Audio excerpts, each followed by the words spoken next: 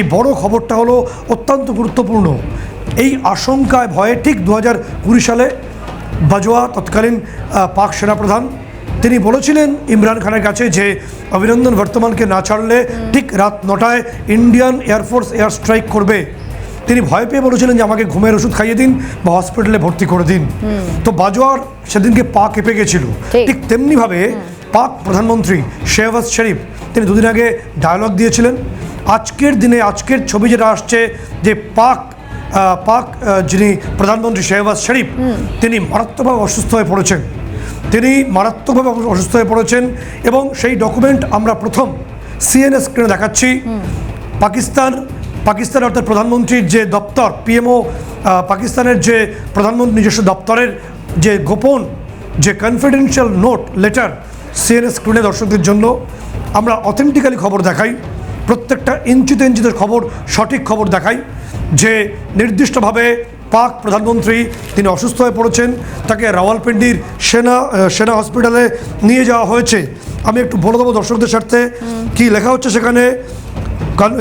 বলা হচ্ছে যে it is hereby informed in confidence that the honourable prime minister of the Islamic Republic of Pakistan was admitted to combined military hospital CMH Rawalpindi. এবং third ফেজে লেখা হচ্ছে নির্দিষ্টভাবে যে দ্য প্রাইম মিনিস্টার এবং লেখা হচ্ছে all concerned officer advice to maintain strict confidentiality of this information.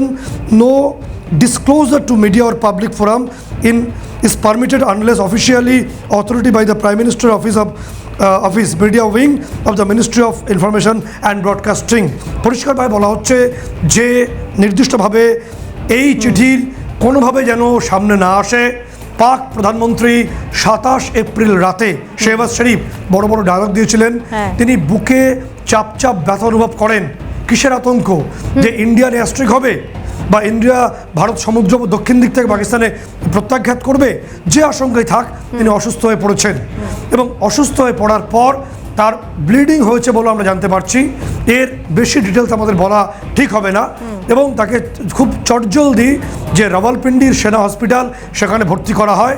Strictly বলা হচ্ছে পাকিস্তানের প্রধানমন্ত্রীর দপ্তর থেকে রিলিজ করা এই নোটে যে এই লেটার যেন কোনোভাবে মিডিয়ার হাতে না যায় এবং পাবলিক ফোরামে না যায়। সিএন অথেন্টিক্যালি খবর দেখায়, কোনো জল্পনা নয়, কোনো কল্পনাও নয়। পাক প্রধানমন্ত্রী শেহবাজ শরীফ ভারতের প্রত্যাঘাতের ভয়ে অসুস্থ হয়ে পড়েছেন।